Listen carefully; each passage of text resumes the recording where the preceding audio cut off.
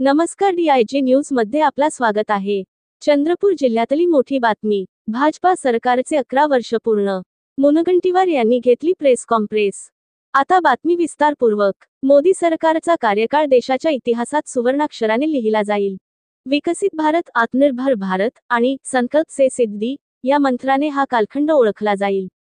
हा 11 वर्षांचा प्रवास पंतप्रधान नरेंद्र मोदी यांनी 140 कोटी भारतीयांना साथीला घेत केला आहे।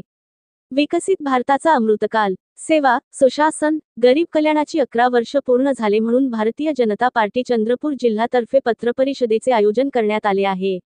या पत्रपरिषदेला माजी कॅबिनेट व पालकमंत्री आमदार सुधीर मुनगंटीवार, जिल्हाध्यक्ष हरीश शर्मा राजुरा, आमदार देवराव भोंगळे, मंगेश गुलवडे आणि युवा नेता विशाल निभाडकर भाजपा कार्यकर्ते उपस्थित होते।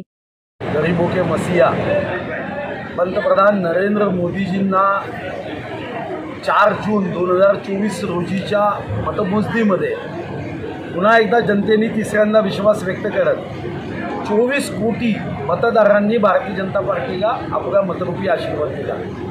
त्या सर्व मतदारांच्या समोर या 11 वर्षाच्या प्रगतीचा, सुशासनाचा आणि विशेष करून गरीब वंचिताच्या सेवेचा अहवाल देण्यासाठी या पत्रकार परिषदेचं आयोजन करण्यात आलं होतं।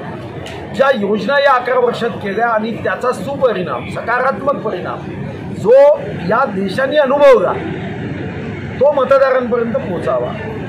आज आम्ही 3ऱ्या क्रमांकाची इकॉनॉमी होण्याचा संकल्प केला आणि फक्त संकल्प केला नाही, हे आकडे आहेत की 2013-14 मध्ये या देशाच्या जनतेसाठी, गरिबांच्या, वंचिताच्या विकासासाठी, या देशाच्या पायाभूत सुविधांसाठी व या देशाच्या प्रगतीसाठी 16,65,297 कोटी रुपये हे आम्ही खर्च करायचो, एवढीच आमची क्षमता होती। आज यावर्षी आम्ही 50.65 लक्ष कोटी रुपये या गरिबांच्या सेवेसाठी खर्च करतो। आम्ही साधारणतः या देशाच्या 81 कोटी जनतेला आम्ही मोफत धान्य देतो।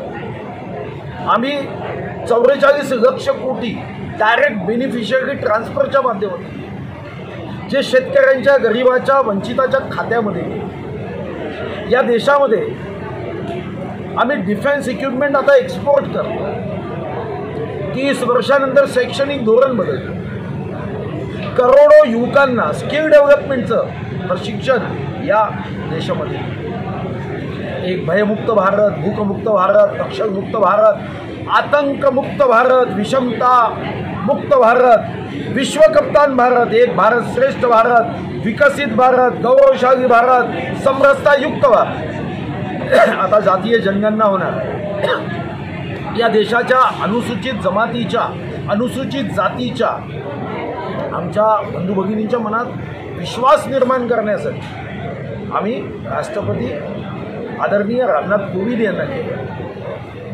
आदिवासी भगिनी आमची दीदी द्रौपदी मुर्मू 75 वर्षानंतर आमच्या आदिवासी बंधू भगिनींच्या मनात हा आत्मविश्वास की या देशाच्या मुख्य प्रवाहात आम्हीही आहोत। अनेक योजना शेतकऱ्यांसाठी, तरुणांसाठी, महिलांसाठी, आता पुरुष स्त्री याच्यामधलं जो दर होता, पुरुष 1000 असायचे तर 920 महिला असायच्या, पण आता बेटी बचाओ बेटी पढाओ, मातृवंदन योजना या माध्यमातून आज हे गुणोत्तर हे बदललं आहे।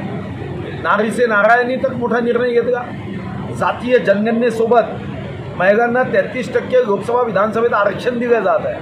तर माननीय मोदीजींनी असंख्य कामं ही गोरगरिबांसाठी, वंचितांसाठी, अनुसूचित जाती असेल, जमाती असेल, OBC असेल, भटक्या विमुक्त जाती असेल, शेतकरी असतील, महिला असतील, दीन दुर्बल, शोषित, पीडित, अंध, अपंग, निराधार, वंचितासाठी जे सेवा कार्य केलं, ज्या मतदारांनी मतरूपी आशीर्वाद देऊन सेवेची संधी दिली, त्यांच्यासमोर आम्ही आज लेखाजोखा मांडला।